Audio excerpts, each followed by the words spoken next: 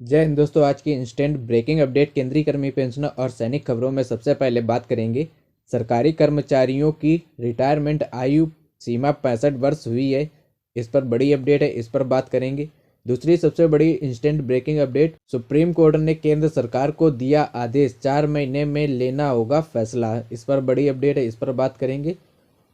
कर्मचारियों के लिए सुरक्षित भविष्य की मजबूत गारंटी, पुरानी पेंशन लागू। इस पर बड़ी अपडेट है, इस पर बात करेंगे। और सबसे बड़ी आज की अपडेट, जम्मू कश्मीर कठुआ में 3 आतंकियों के मुठभेड़ पर 1 जवान घायल, इलाके में हाई अलर्ट, सेना ने चलाया सर्च ऑपरेशन। इस पर बड़ी अपडेट है, इस पर बात करेंगे। तो सबसे पहले पहली खबर, government employees retirement age hike 2026। सरकारी कर्मचारियों की रिटायरमेंट आयु 65 वर्ष करने पर चर्चा, क्या बदलेगा भविष्य। देश भर में सरकारी कर्मचारियों की रिटायरमेंट आयु सीमा को 60 वर्ष से बढ़ाकर 65 वर्ष करने को लेकर एक फिर से चर्चा तेज हो रही है। और यह मुद्दा समय समय पर सरकारी कर्मचारियों, संगठनों और नीति निर्माताओं के बीच उठता है। मौजूदा समय में जब जीवन प्रत्याशा बढ़ जाती है और अनुभवशील मानव संसाधन की आवश्यकता महसूस की जाती है, तब रिटायरमेंट आयु बढ़ने का प्रस्ताव कई मायनों में महत्वपूर्ण माना जा रहा है।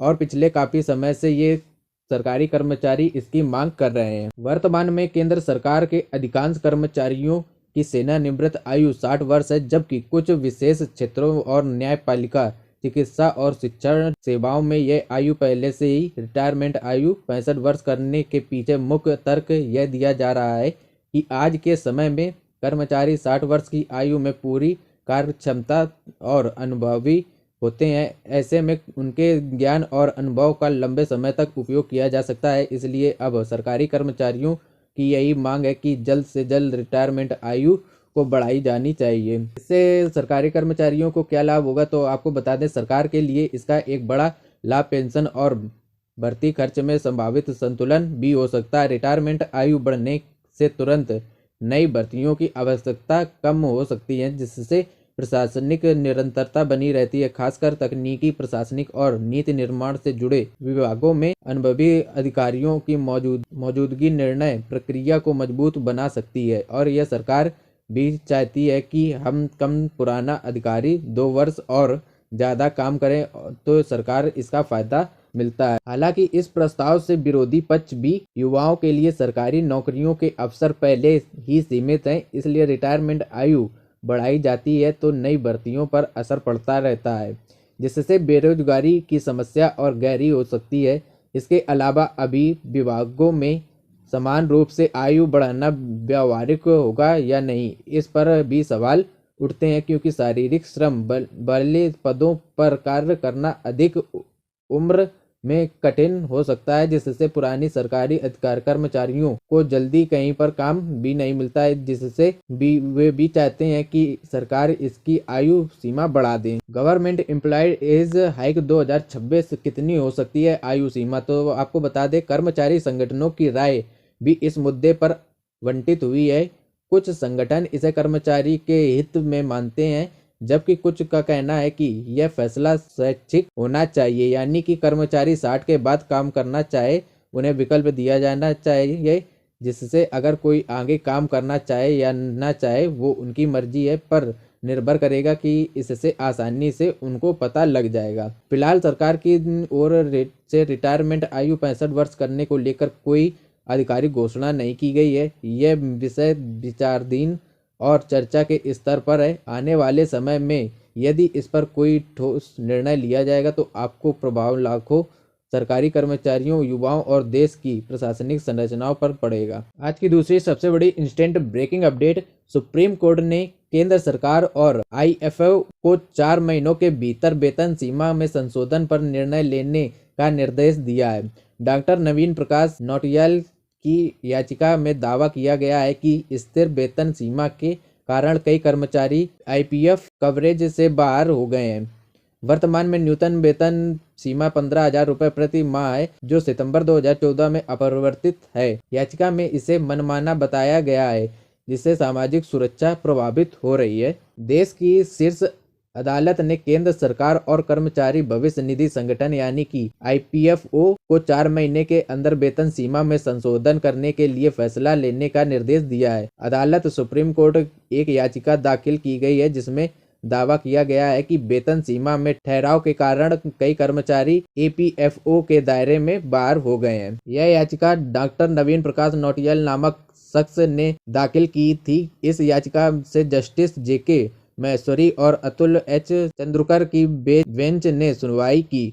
कोर्ट ने याचिकाकर्ता को आदेश की एक कॉपी के साथ एक विस्तृत प्रतिनिधित्व प्रस्तुत करने के लिए 2 सप्ताह का वक्त भी दिया है। बता दें कि केंद्र सरकार ने न्यूनतम वेतन की सीमा को 15,000 रुपये प्रति महीने तय किया है। सितंबर 2014 से यह सीमा स्थिर बनी हुई है। याचिका में तर्क दिया गया है कि 15,000 रुपये प्रति महीने की वेतन सीमा मनमानी और अतार्किक। याचिकाकर्ता ने कहा है कि इसका मुद्रास्फीति, न्यूनतम मजदूरी या प्रति व्यक्ति आय में वृद्धि से कोई संबंध नहीं है। याचिका में कहा गया है कि प्रति माह 15,000 रुपये से थोड़ा अधिक कमाने वाले कर्मचारी भी ईपीएफ कवरेज से बाहर हो गए हैं। याचिकाकर्ता ने तर्क दिया है कि 6वीं लोकसभा की लोक लेखा समिति ने अपनी 34वीं रिपोर्ट में कहा गया है कि अगर निचले स्तर के कर्मचारियों का कल्याणकारी योजनाओं में शामिल नहीं किया जाता है तो उसे सामाजिक सुरक्षा योजनाओं का मूल उद्देश्य ही विफल हो जाता है। समिति ने मुद्रास्फीति के कारण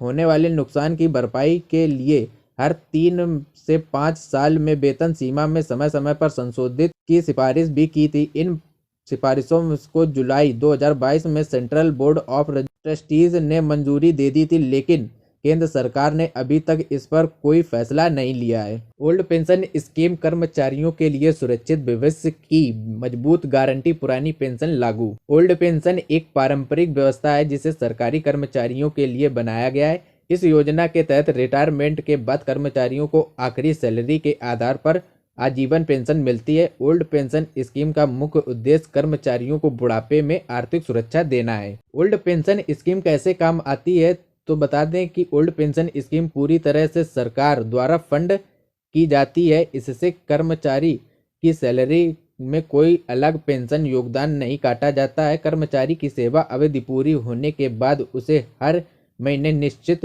पेंशन मिलती है। ओल्ड पेंशन स्कीम में पेंशन की राशि महंगाई भत्ते के आधार पर बढ़ती रहती है, जिससे बढ़ती महंगाई का असर कम होता है। ओल्ड पेंशन स्कीम की मुख्य विशेषताएं क्या है तो आपको बताएं कि जीवन भर पेंशन की सुविधा। ओल्ड पेंशन के तहत कर्मचारी की मृत्यु तक पेंशन मिलती है, जो इसके एक भरोसेमंद योजना बनाती। पारिवारिक संबंध पेंशन का लाभ। कर्मचारी मृत्यु के बाद उसके परिवार को भी पेंशन मिलती है, जिससे परिवार की आर्थिक सुरक्षा बनी रहे। ओल्ड पेंशन में पेंशन के साथ डीए जुड़ता रहता है, जिससे यह समय समय पर पेंशन बढ़ती रहती है। ओल्ड पेंशन के फायदे क्या क्या होते हैं तो ओल्ड पेंशन का सबसे बड़ा फायदा यह है कि रिटायरमेंट के बाद स्थिर आय सुनिश्चित करती रहती है, जिससे कर्मचारी की मानसिक रूप से निश्चित रहते हैं यह और भविष्य की प्लानिंग बेहतर तरीके से कर पाते। ओल्ड पेंशन स्कीम खास तौर पर उन लोगों के लिए फायदेमंद है जो निवेश जोखिम नहीं लेना चाहते हैं और सुनिश्चित पेंशन चाहते हैं। और इसके नुकसान क्या है तो आपको बता दें, ओल्ड पेंशन सरकार पर वित्तीय बोझ बढ़ाती है।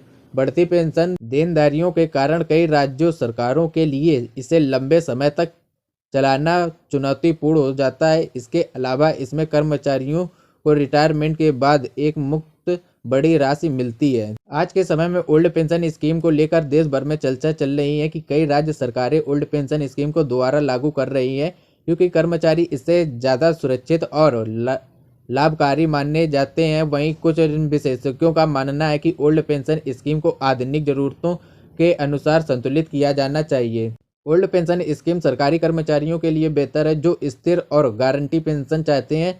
यदि व्यक्ति जोखिम से दूर रहकर सुरक्षित भविष्य चाहता है तो ओल्ड पेंशन स्कीम एक मजबूत विकल्प साबित होती है। ओल्ड पेंशन स्कीम एक भरोसेमंद और सुरक्षित पेंशन प्रणाली है जो रिटायरमेंट के बाद आर्थिक स्थिरता देती है। आज भी ओल्ड पेंशन स्कीम को लेकर लोगों में भरोसा बना हुआ है और यही वजह है कि इसकी मांग लगातार बढ़ रही है। अगर आप सरकारी नौकरी और सुरक्षित भविष्य की सोच रखते हैं तो ओल्ड पेंशन स्कीम को समझना आपके लिए बहुत जरूरी है। आज की सबसे बड़ी instant breaking update. Jammu Kashmir Kathua में 3 आतंकियों के मुठभेड़ में एक जवान घायल, इलाके में हाई अलर्ट, सेना ने चलाया सर्च ऑपरेशन। जम्मू कश्मीर में एक बार फिर आतंकी गतिविधियां सामने आई है। टोडा, किश्तवाड़ और धर्मपुर के वसंतगढ़ के बाद अब कठुआ जिले के पहाड़ी क्षेत्र बिलावर में आतंकियों की मौजूदगी पाई गई है। यहाँ सुरक्षा बलों और आतंकियों के बीच मुठभेड़ हुई है, लेकिन आतंकी अंधेरे और जंगलों का फायदा उठाकर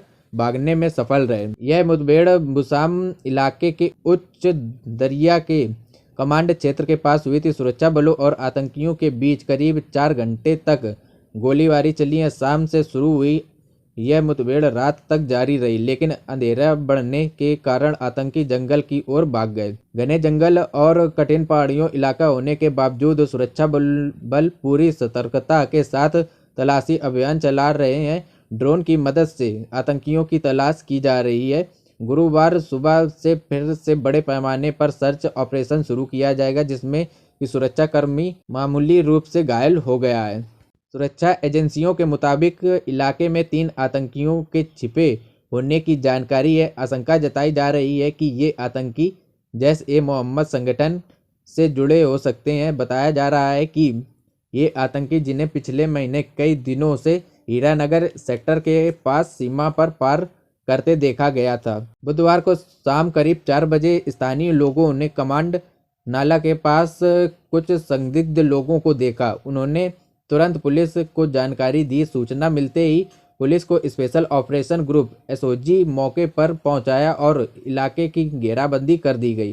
करीब 4:30 बजे सुरक्षा बलों के आतंकियों में पुख्ता जानकारी मिली। तलाशी अभियान के दौरान एक आतंकी के जवानों पर गोली चला दी गई, जिसके बाद जवाबी कार्रवाई शुरू हुई। दोनों तरफ से गोलीबारी हुई तो रात करीब 8 बजे ये थमी गोलीबारी। मुठभेड़ की जानकारी मिलते ही एसएसपी कठुआ मोहित शर्मा सबसे पहले घटना स्थल पर पहुंची। इसके बाद आईजी जम्मू भीमसेन टूटी और टीआईजी शिव कुमार भी मौके पर पहुंचे थे।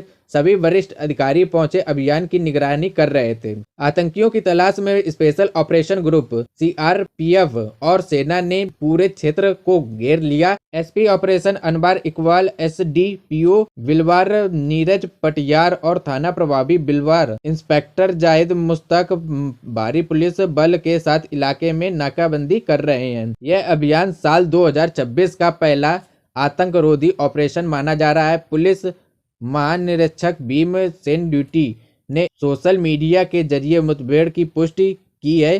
सुरक्षा बलों का कहना है कि आतंकियों के भागने के सभी संभावित रास्ते पर नजर रखी जा रही है और ऑपरेशन तब तक जारी रहेगा जब तक आतंकी पकड़े नहीं जाएंगे। तो दोस्तों, आपको वीडियो कैसा लगा कमेंट करके बताएं। दोस्तों, आपको ऐसी जानकारी मिलती रहे तो इसके लिए आपको क्या करना है, चैनल को सब्सक्राइब करके रखना है। Thank you everyone.